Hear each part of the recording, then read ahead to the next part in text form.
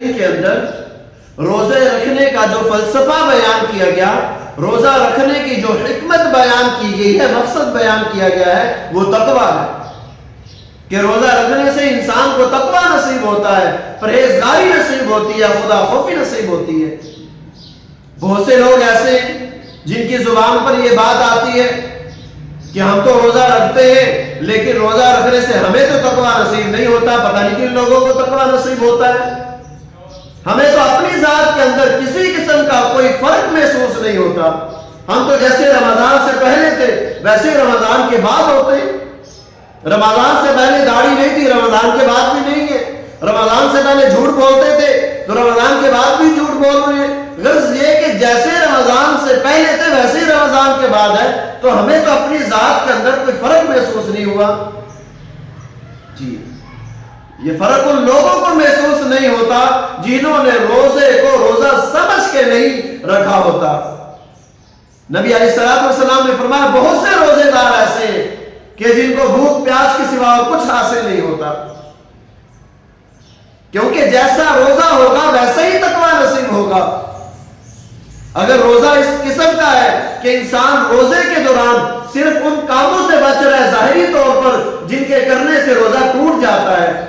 اور اس کے سوا وہ کسی کام سے نہیں بچ رہا، جھوٹ بھی بول رہا ہے، غیبت بھی کر رہا ہے، اور آنکھوں سے بد نظری بھی کر رہا ہے، کانوں سے غلط باتیں بھی سن رہا ہے، تو پھر تو تقوی کی جو ادنا سی قسم ہے وہ نصیب ہوگی۔ یعنی ادنا قسم تقوی کی یہ ہے کہ انسان کو کفر و شرک سے بچنا یہ نصیب ہو جائے گا، جو کہ ہر مسلمان کے اندر یہ تقوی کی صفت موجود ہوتی ہے کہ وہ کفر و شرک سے بچتا ہے۔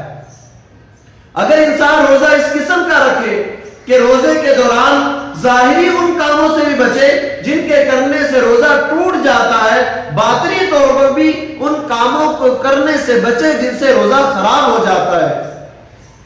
تو اگر روزہ ایسا ہوگا پھر تقوی کی وہ قسم نصیب ہوگی کہ جس میں انسان کفر و شرک سے بھی بچتا ہے اور کبیرہ اور صغیرہ گناہوں سے بھی بچتا ہے۔ ہاں اگر انسان نے روزہ رکھا، ظاہری طور پر بھی ان کاموں سے بچا جن کے کرنے سے روزہ ٹوٹ جاتا ہے، باطنی طور پر بھی ان کاموں سے بچا جن کے کرنے سے روزہ ٹوٹ جاتا ہے، اور اس کے ساتھ ساتھ ہر اس چیز سے بچا جو اللہ تعالی کی محبت میں رکاوٹ بنتی ہے، یعنی غیر اللہ میں مشغول ہونے سے بچا، تو پھر اس کو تقویٰ کی اعلیٰ قسم نصیب ہوگی۔ وہ کیا کہ انسان کفر و شرک سے بھی بچے گا، کبیرہ صغیرہ گناہوں سے بھی بچے گا، اور مشتبہات سے بھی بچے گا۔ مشتبہات کیا چیز؟ جو اللہ تعالیٰ کی محبت کے حصول میں رکاوٹ بن جاتی ہے۔ ایک مشہور واقعہ امام ابو حنیفہ رحمہ اللہ تعالیٰ کا کہ ایک کپڑے میں کام تھی، اپنے سیلمین کو کہا کہ جب یہ فروخت کرنے لگو تو کسٹمر کو بتلا دینا کہ اس میں یہ عیب ہے، اس سے پیسے کم کروا لینا، اس سے پیسے کم لے لینا۔ لیکن سیلمین کو بتلانا یاد نہیں رہا، اس نے فروخت کر دیا، تو اس دن کی ساری کمائی امام صاحب نے صدقہ کر دی، جو کہ تقریباً 30,000 دینار تھی۔ جب روزہ اچھا ہوگا تو پھر تقویٰ بھی اعلیٰ قسم کا نصیب ہوگا۔ اللہ تعالیٰ ہمیں روزے کی قدر کرنے کی توفیق عطا فرمائے، اور روزے کو روزہ سمجھ کر تمام تر خوبیوں کے